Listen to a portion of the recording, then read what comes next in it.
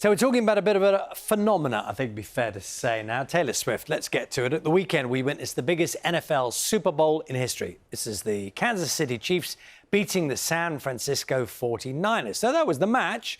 Worldwide viewing figures, thanks largely to the players, of course, the game itself. Also, the presence of one woman who was there cheering on her boyfriend. We are, of course, talking about Taylor Swift. She's worth a staggering $1.1 billion. That's around 900 million pounds.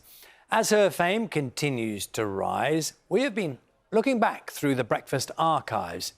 So 15 years ago, at the age of 19, she was on the sofa chatting to Jon Sopel and Louise Minchin.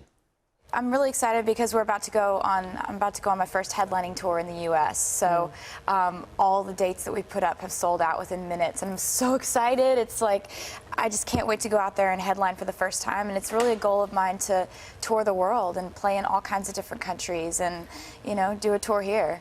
I think it's fair to say it's gone pretty well so far. Successful, yes. Her latest concert tour became a sensation, crashing ticketing sites, selling more than 4.3 million tickets. You can see the numbers there. That brought in more than 800 million pounds. The tour in total expected to generate a record 1.7 billion pounds, 60 shows in all. That is a new record. That's according to Polestar, which tracks music sales. So let's go back in time again. When she was here on Breakfast, a long time ago, the one thing she was most interested in was the British accent. I especially love it because they all pronounce my name Taylor here. Oh, yes, OK. Instead of... I'm used to hearing it Tyler. That's how I'm used to hearing it. Oh, really? So, you know, when they're outside the radio stations chanting, they're like, Taylor. And it's so pretty. I love the way Americans find our accents pretty and cute. She's certainly done brilliantly well. We're joined now by Cleo Doyle, who's a lecturer in early modern literature at Queen Mary University. Morning, Cleo. Morning. And Dave Forbert, who's the founder of Swiftageddon. This is a club night which plays non-stop Taylor Swift music. Good morning to you, Dave, as well. Cleo, let's start with you. So, hold on. You are a lecturer in early modern literature, and Taylor Swift now comes into this? Yes. Well, so I have a PhD in early modern literature, but throughout getting that PhD, I was listening to Taylor Swift and thinking about her lyrics and wanting to use my academic skills to sort of close read them and analyze them. So that's sort of how it happened. But yeah, it is a weird combination of things. Well, OK, so for anyone who hasn't missed the Taylor Swift phenomenon but hasn't bought into it, hasn't heard her music or wouldn't know her songs if they did hear it, how do her lyrics warrant being studied by someone like you? Well, I mean, I think I'm really interested in that question of what warrants being studied. And I think so in my teaching of Taylor Swift, what I ask my students to do is to think about the discipline of English literature as a discipline that's sort of giving us certain texts and way of reading texts and saying, this is what you need to know to have a degree in English. And so that's what I get my students to talk about in class is what is it about this Taylor Swift lyric that deserves being studied in the university setting?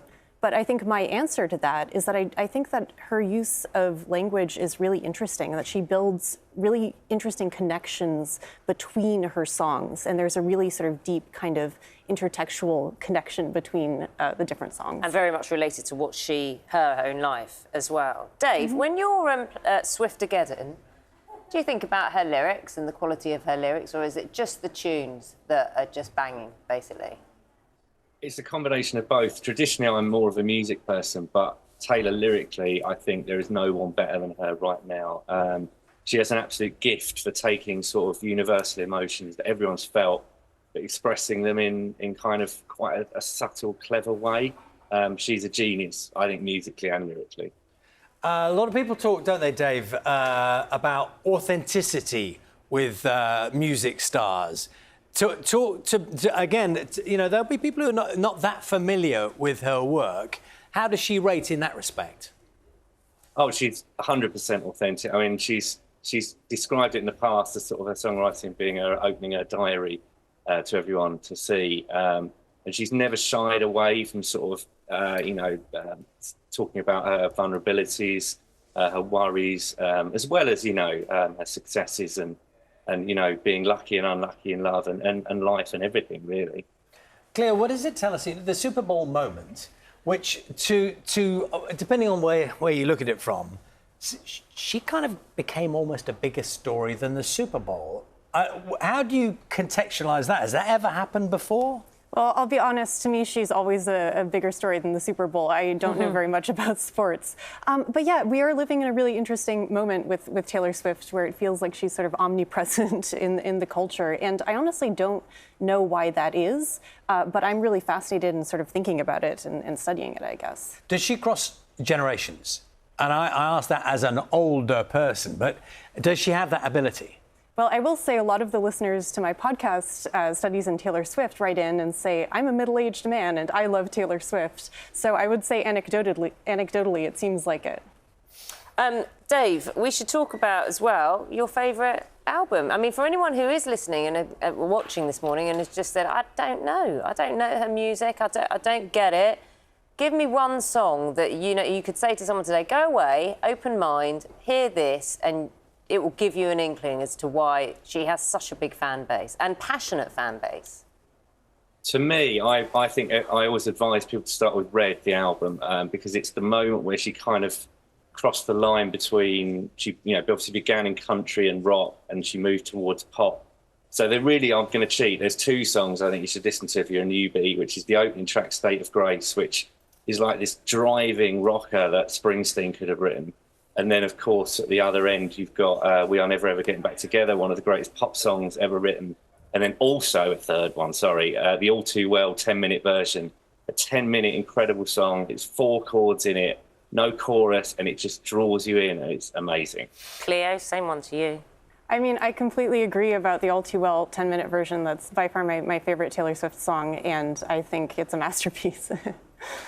Thank you both very much, Dave and Cleo. We should say, because obviously Taylor Swift hasn't been on the programme before. She's probably watching the programme now, wherever she is. So the invitation is there. Taylor Swift back on the BBC Breakfast sofa in, what year is it now? 2024. 2024. That feels right, doesn't it? I'm just putting the invitation out there, officially, OK? There it is. You'll know a lot more than the year, won't you, when Taylor Swift comes onto the sofa? I think it should happen. I definitely think it should happen.